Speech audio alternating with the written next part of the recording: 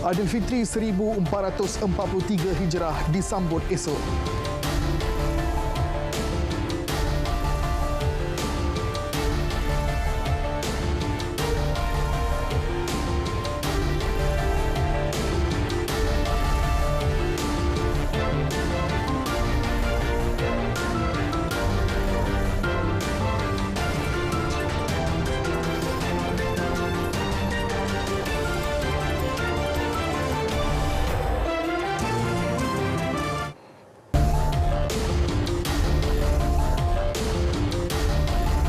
Selamat malam dan salam keluarga Malaysia. Anda bersama saya Muhajir Nasami, Berita Tengah Malam. Aliran trafik di beberapa lokasi di Lebuh Raya Utara Selatan Plus arah utara bergerak perlahan dengan pertambahan jumlah kenderaan, namun pergerakan lalu lintas masih lancar dan terkawal. Ini berikutan orang ramai masih menggunakan kesempatan yang ada untuk pulang ke kampung halaman sempena perayaan Aidilfitri esok.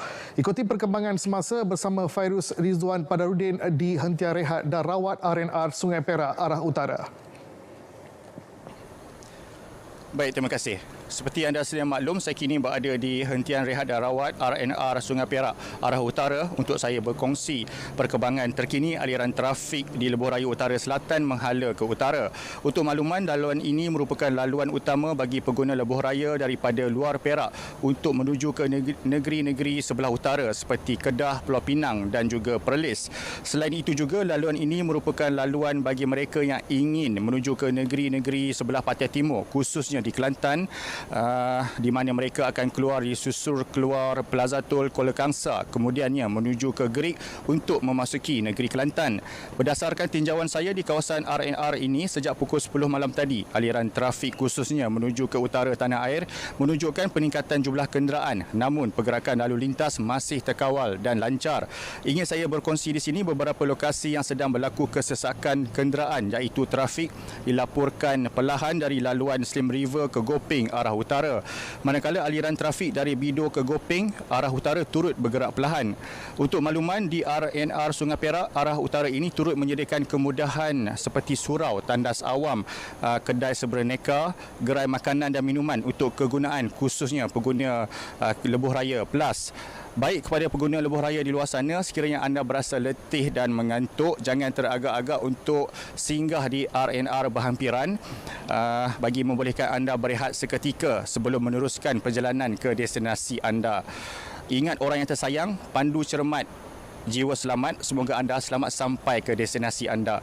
Baik, saya kira setakat itu dahulu perkongsian dapat saya bawakan dari RNR Sungai Perak. Kita kembali bersama rakan penyampai di Angkasa Puri. Silakan. Baik, terima kasih Fairuz. Kebawah Duli Yang Maha Mulia Sri Paduka Baginda Yang di-Pertuan Agong Al-Sultan Abdullah Riayatuddin Al-Musafah Billah Shah dan Raja Permaisuri Agong Tunku Hajah Azizah Aminah Maimunah Iskandariah bertitah agar keceriaan menyambut Lebaran turut disertai dengan penjagaan kesihatan demi kelangsungan usaha memutuskan rantaian penularan COVID-19.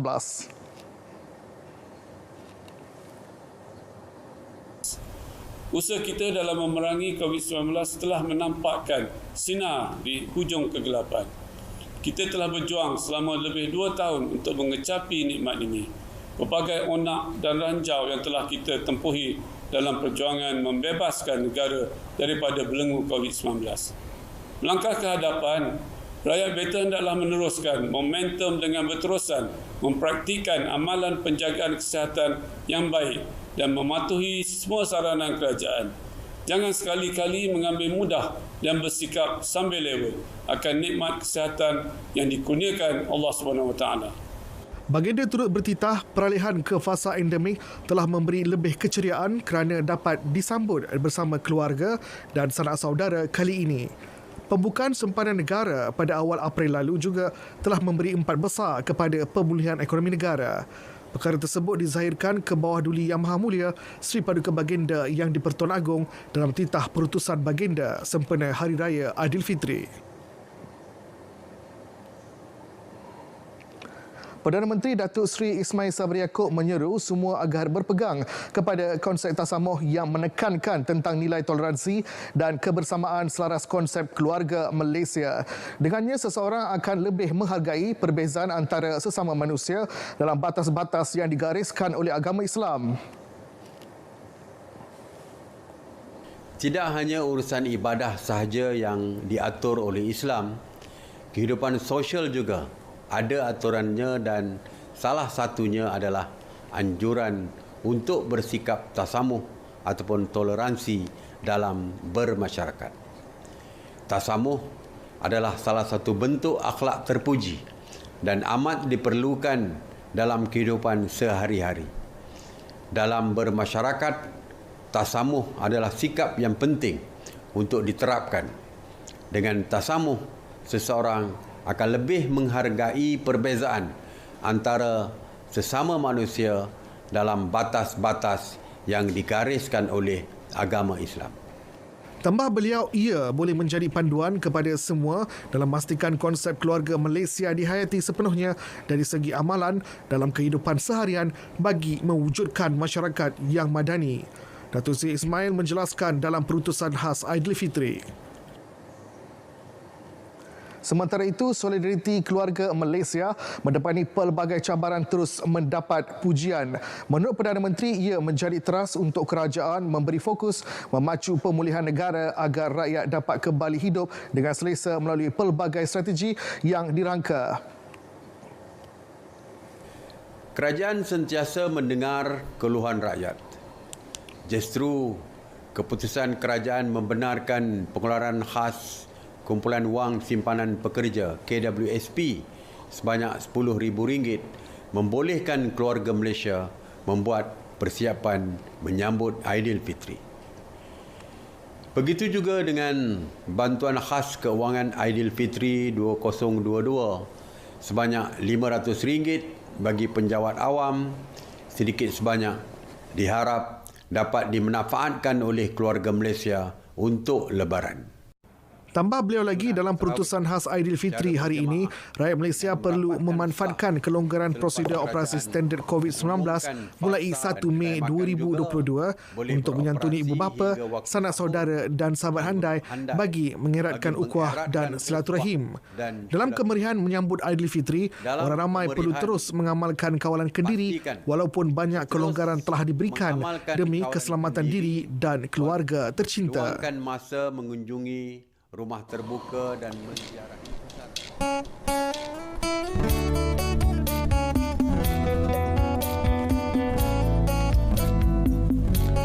Kepada keluarga Malaysia yang dikasihi dan seluruh umat Islam di mana saja anda berada, saya bersama barisan Jemaah Menteri mengucapkan Selamat Hari Raya Aidilfitri. Raya Keluarga Malaysia, Syawal diraih, nikmat disyukuri.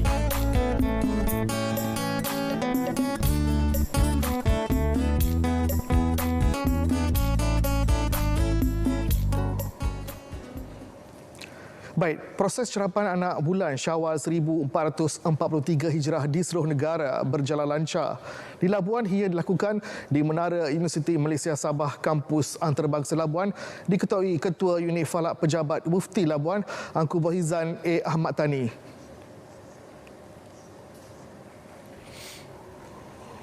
Menurut beliau, ia disaksikan secara langsung menerusi paparan di skrin dan direkod sebagai bukti sahih sebelum dihantar ke Pejabat Penyimpan Moho Besar Raja-Raja Melayu untuk pengesahan. Pada pukul 6.26 petang sehinggalah terbenamnya bulan pada pukul 6.50 malam, anak bulan telah berjaya kelihatan oleh Jawatankuasa melihat anak bulan keseluruhannya pada jam 6.38 malam, iaitu pada ketinggian anak bulan 2 darjah 55 minit. Dan Alhamdulillah, ini merupakan satu penemuan baharu dalam kajian kenampakan anak bulan yang mana dianya berada di bawah kriteria Imkanur Ru'yah. Ia melibatkan 7 ahli jawatankuasa melihat anak bulan mewakili beberapa agensi di Labuan. Terdahulu, Penyimpan Moho Besar Raja-Raja Tan Sri Said Daniel Said Ahmad mengumumkan umat Islam di Malaysia akan menyambut Hari Raya Aidilfitri esok 2 Mei 2022.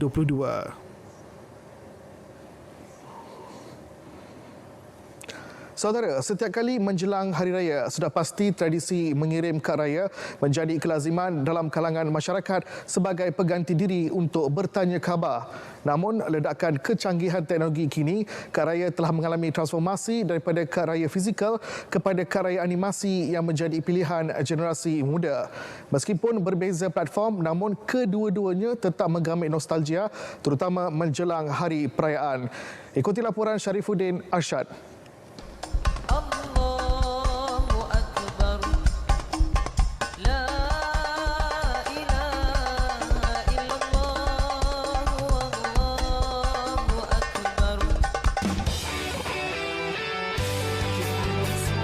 Bagi yang berada jauh di perantauan, amalan mengirim kad raya menjadi medium untuk bertanya khabar bagi melepas rindu.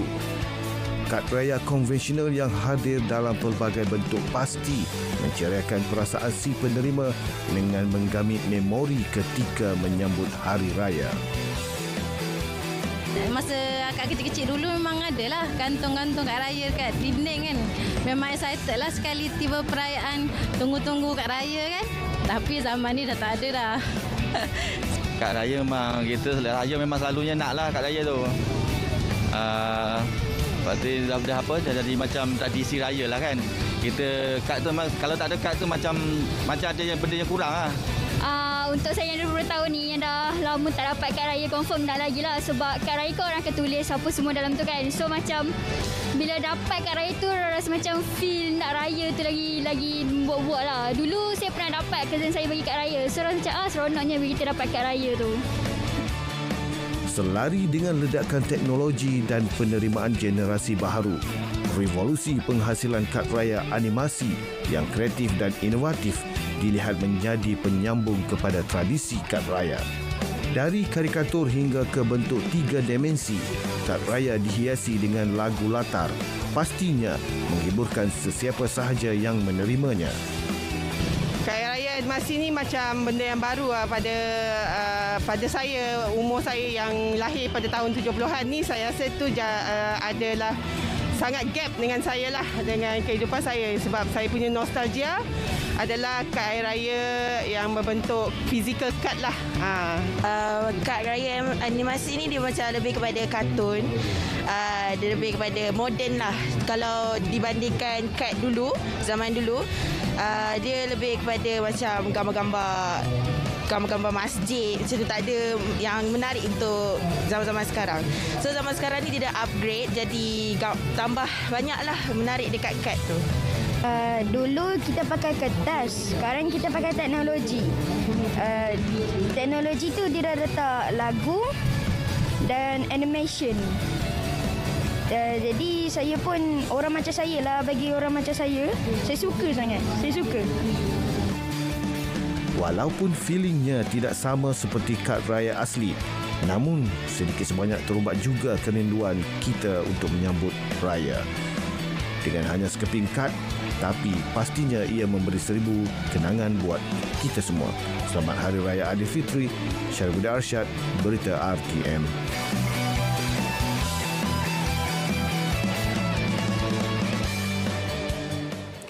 Baik, tidak lengkap Hari Raya tanpa hidangan kuih muih tradisional. Namun kini agak sukar mencari kuih tradisional, tambahan pula yang jarang dikenali seperti halwa maskat. Hanisma Ismail ada butirannya. Selain dodol, halwa maskat juga merupakan salah satu manisan istimewa di negeri utara dan selatan. Namun kini ia semakin dilupakan dek kehadiran kuih-kuih moden. Malah, halwa maskat sukar didapati kerana tiada pihak yang memasarkannya secara komersial. Tambahan pula, proses pembuatannya yang rumit menyebabkan tidak ramai pengusaha sanggup untuk menghasilkannya. Ada banyak step untuk menghasilkan halwa maskat yang berkualiti. Proses yang paling kita jaga iaitu proses basuh tepung, buang getah dan peram. Selepas itu, tepung itu perlu dimasak dan dikacau sentiasa untuk mengelakkan hangit. Disebabkan proses yang rumit inilah menyebabkan ramai yang tidak buat lagi haluan maskat ini secara komersial. Mengakui haluan maskat lebih digemari generasi terdahulu, hal ini mendorong Maslina untuk menambah baik haluan maskat yang dihasilkannya. Haluan maskat utara ini dari resepi ibu mertua saya yang dia usahakan selama 30 tahun. Disebabkan haluan maskat lebih disukai oleh orang-orang tua, jadi saya upgrade haluan maskat dengan meletakkan kacang dan buahan kering untuk menarik minat orang muda. Selain itu, haluan maskat ini juga dijadikan hantaran perkahwinan atau pertunangan. Lain pula halnya dengan Nur Sakila Saidin. Daripada 10 adik-beradiknya, hanya dia memiliki kemahiran menghasilkan haluan maskat. Bermula dengan membantu ibunya sejak kecil, Nur Sakila 50 tahun meneruskan resepi warisan ibunya dan masih mengekalkan kaedah tradisional dalam penghasilannya. Selain menggunakan bahan asas seperti tepung, gula dan minyak, tanpa teknik dan peralatan yang sesuai, sukar untuk menghasilkan haluan maskat yang bermutu. Memang guna tangan. Memang yang tu memang orang kata tradisi lama lah, tradisi saya. Lepas tu yang paling ketara sekali tu kita kena buat dengan dalam periuk tembaga. Yang tu memanglah dia akan pancarkan balik dia punya cahaya. Bila kita buat periuk biasa, dia tak nampak shining dia tu, kilat dia tu dari warisan saya tu memang buat tu. Bila orang tanya buat periuk lain boleh tak? Ada orang minta resepi. Tapi saya kata okeylah kalau orang nak buat, memang dia orang kata tak akan samalah dengan periuk tembaga. Menyedari resepi haluan maskat mungkin akan dilupakan, Nur Sakila berharap anak-anaknya akan meneruskan legasi haluan maskat ini. Okey, harapan saya untuk resepi haluan maskat ni boleh dapat diwarisi oleh generasi, maksud anak-anak saya, dan kalau boleh biar benda ni tak ketinggalan. Maksud akan ada orang akan buat lagi warisan saya ni untuk yang kacau haluan maskat tu apa semualah.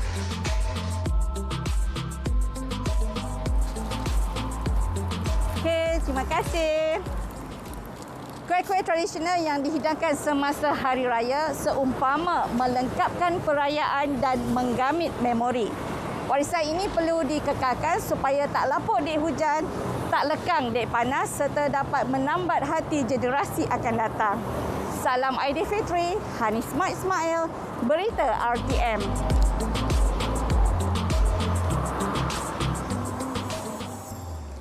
Masuk sahaja musim perayaan, pengusaha ketupat palas antara individu yang paling sibuk. Manakala tidak ada yang tidak menang tangan menyiapkan tempahan yang mencecah 1 tan. Ikuti laporan wartawan Fahmi Zaidi.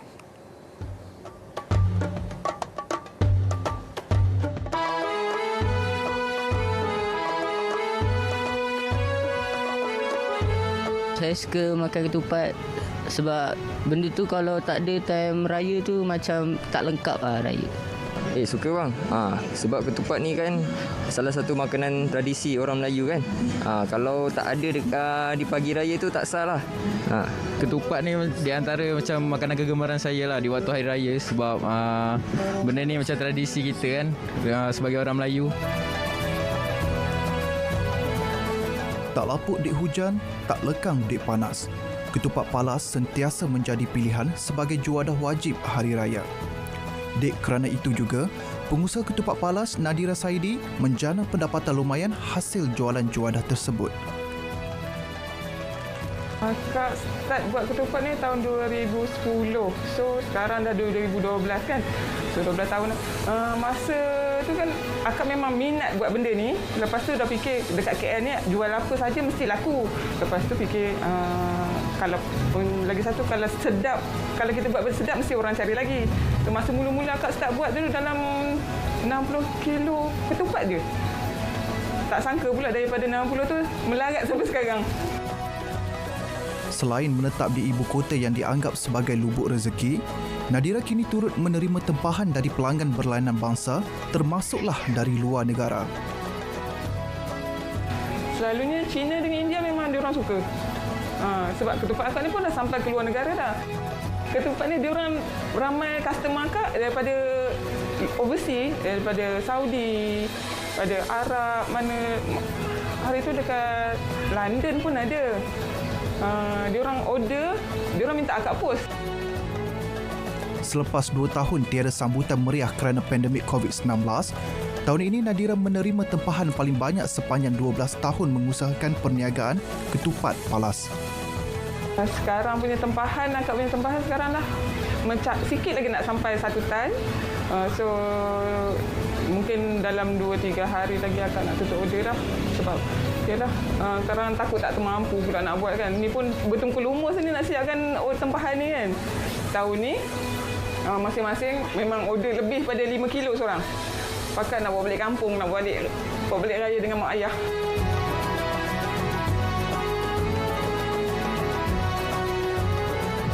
Selain lemang dan pelbagai jenis kuih, ketupat merupakan makanan tradisi yang menjadi pilihan untuk dihidangkan kepada ahli keluarga dan juga tetamu di pagi raya.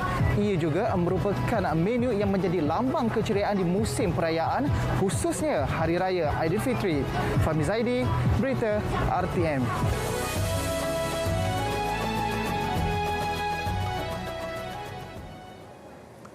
Berdepan laut bergelora dan cuaca tidak menentu adalah rutin seharian, apatah lagi sewaktu bulan puasa. Di sebalik cabaran itu, Agensi Perkuasaan Maritim Malaysia APMM tetap cekal melaksanakan tugas dan amanah menjaga keselamatan negara. Ramadan sampai ke penghujungnya, wartawan Nur Ain Abu Bakar menyingkap perjuangan Sri Kandi Samudra bertugas sambil melunaskan tanggungjawab menjalani ibadah puasa selama sebulan. Bagi pegawai memerintah KM Nyalau, Lieutenant Komander Maritim Nurul Hanin Muhammad Isa, menjalani ibadah puasa di tengah-tengah lautan tidak pernah sesekali mengganggu gugat semangatnya untuk terus berbakti kepada negara. Tanggungjawab mempertahankan kedaulatan negara mengatasi segalanya. Cabaran berpuasa di lautan adalah pengorbanan diri dan rakan-rakan demi memastikan Malaysia kekal aman. Bagi untuk kapal saya, kami cabaran of course kita berpuasa, tapi kita tetap melaksanakan operasi yang sama seperti bulan-bulan biasa. Kita tetap melaksanakan operasi demi mematuhi KPI yang ditetapkan. So kita tetap buat perkara yang sama walaupun dalam bulan puasa. Lieutenant Komander Maritim Nurul Hanin juga tiada masalah menjalani rukun Islam ketiga itu bersama kru kapal yang majoritinya adalah lelaki. Ini kerana setiap aktiviti dilakukan secara bersama dan mereka saling bertolak ansur ketika bersahur serta berbuka puasa. Solat tarawih secara berjemaah juga dilakukan sekiranya tiada penugasan operasi. Perkara sama diakui Lieutenant Madya Maritim Nurul Anira Muhammad Arif. Bukanlah senang dan bukanlah sukar sangat. Cuma bagi saya komunikasi itulah yang penting. Apabila kita boleh komunikasi dengan baik, insya-Allah semua boleh bekerjasama dengan baik. Walaupun begitu jauh di sudut hati, mereka tetap terkenangkan suasana menjalani ibadah puasa bersama keluarga tatkala laungan azan maghrib berkumandang. Ia bukan perkara mudah, tetapi jiwa mereka kental walaupun ada kalanya sepi meruntun jiwa. Saat anda berbuka puasa dan bersahur bersama keluarga, Barisan Hadapan ini menggalas tanggungjawab berkawal di perairan negara bagi memastikan keamanan sentiasa terjaga. Tak kira sama ada wanita ataupun lelaki, sama-sama memainkan peranan masing-masing demi lencana di dada. Terima kasih Wira Negara. Semoga anda sentiasa dilindungi sepanjang penugasan untuk terus berbakti kepada tanah air tercinta. Nur Ain Abu Bakar, Berita RTM.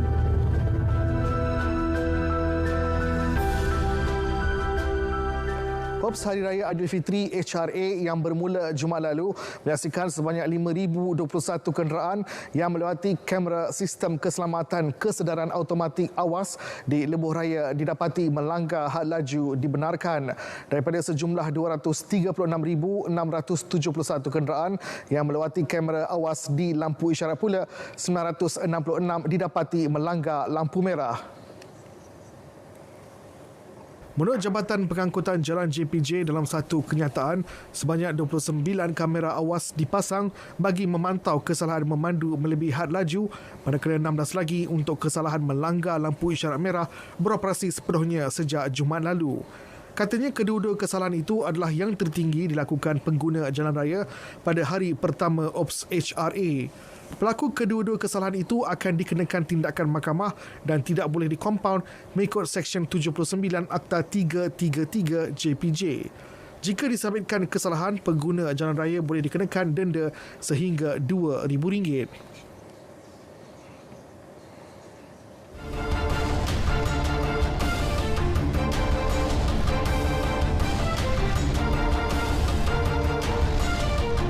Baik, kita mulakan dengan sukan badminton. Penampilan sulung Lee Jizia di Kejohanan Badminton Asia BAC 2022 di Filipina nyata membawa tuah buat dirinya. Pemain persorangan lelaki profesional negara itu merangkul gelaran juara selepas menafikan tentangan wakil Indonesia Jonathan Christie di pentas akhir. Zijia dan Jonathan masing-masing diletakkan sebagai pilihan ketiga dan keempat kejohanan memperagakan aksi sengit bagi merebut gelaran juara. Biarpun rekod pertemuan sebelum ini lebih memihak pemain Indonesia itu, namun kali ini Zijia lebih bersedia untuk menang 21-17, 23-21. Dalam dua kejohanan individu pertamanya tahun ini, iaitu terbuka Jerman dan All England, Zijia terkandas di separuh akhir. Bagaimanapun, dia berjaya membantu pasukan badminton negara muncul juara kejohanan badminton berpasukan Asia BATC di Setia Alam, Selangor Februari lalu. Sementara itu, harapan satu lagi wakil negara iaitu gandingan Erin Chia So Wee untuk menamatkan penantian merangkul gelaran sulung di pentas antarabangsa sejak digandingkan pada 2017 tidak kesampaian. Mereka tumpas kepada pasangan Indonesia Pramudia Kusuma Wardana Yirmia Enrich Yoshi Yaakob Rabintan dengan straight set. Aaron Yogyik berjaya memberi saingan di set pertama sebelum tewas 21-23. Namun percubaan untuk bangkit di set kedua tidak menjadi apabila mudah dijinakkan 10-21. Pencapaian terbaik mereka sebelum ini adalah 7 kali muncul naib juara, termasuklah di All England 2019 dan terbuka Thailand 2020. Baik, berita tengah malam berakhir di sini. Dapatkan perkembangan sahih sepanjang masa melalui portal berita RTM di berita.rtm.gov.my. Selamat Hari Raya Aidilfitri, maaf zahir dan batin daripada kami, warga kerja RTM. Terus kekal jaga SOP di mana juga anda berada. Selamat malam dan salam sejahtera.